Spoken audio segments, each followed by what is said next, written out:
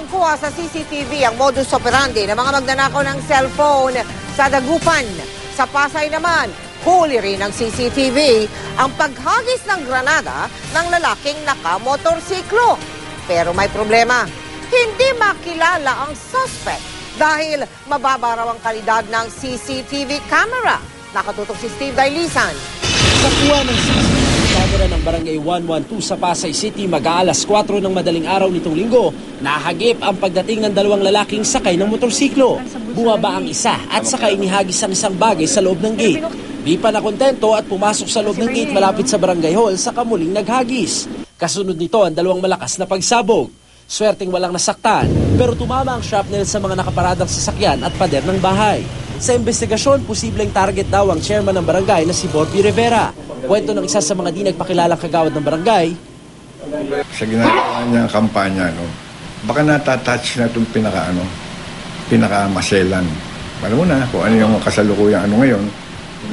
Hey, ikaw na may sabi niyan. Baka natatouch niya yan, gano'n. Hindi lang yan. Hindi lang naman yan ng masamang bisyon, di ba? O, maka may natatapakan na siya yan, gano'n. Ayon sa Pasay Police, USKM-2 hand grenade ang ginamit sa pagpapasabog. Karaniwan daw itong ini-issue sa militar. Pero kahit panakunan sa CCTV camera mga sospek, hirap ang mga pulis na tukuyin ang pagkakakilanlan. Hindi masyadong malinaw. Plus the fact na yung mga suspect dito ay naka full face na mask sa pangmotorsiklo. Yun. Kaya sabi nga, as para sa may identity talagang maya natin, hindi rin tayo makakasama. Sa Dagupan, huli rin ng CCTV ang modus operandi ng mga kawatang ito. Habang abala ang sales lady sa isang cellphone shop, pasimple namang tinangay ng suspect ang cellphone na nagkakahalaga ng mahigit 30,000 piso. Dahil malinaw ang mukha ng suspect, target na siya ng operasyon ng mga otoridad. Kaya naman paalala ng mga otoridad, ang mga CCTV camera dapat angkop sa lokasyon. Tukoy rin dapat ang paggagamitan para naaayon ang kalidad at kakayahan ng uri ng kamera. Sa ngayon, marami naman daw pagpipilian.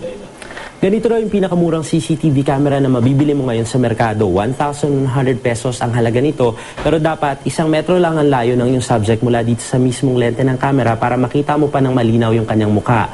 Ganito naman daw yung mabili ngayon sa mga barangay.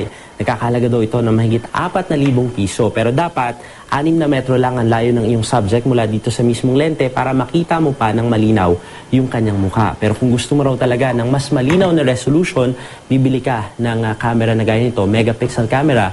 Nagkakahalaga raw yan ng 16,000 pesos hanggang 180,000 pesos bawat isa. Alamin nyo muna kung saan nyo ba talaga gagamitin at sabihin nyo yun kung saan kayo bibili. Para may bigay sa inyo, may payo kung anong camera ang dapat na bilhin.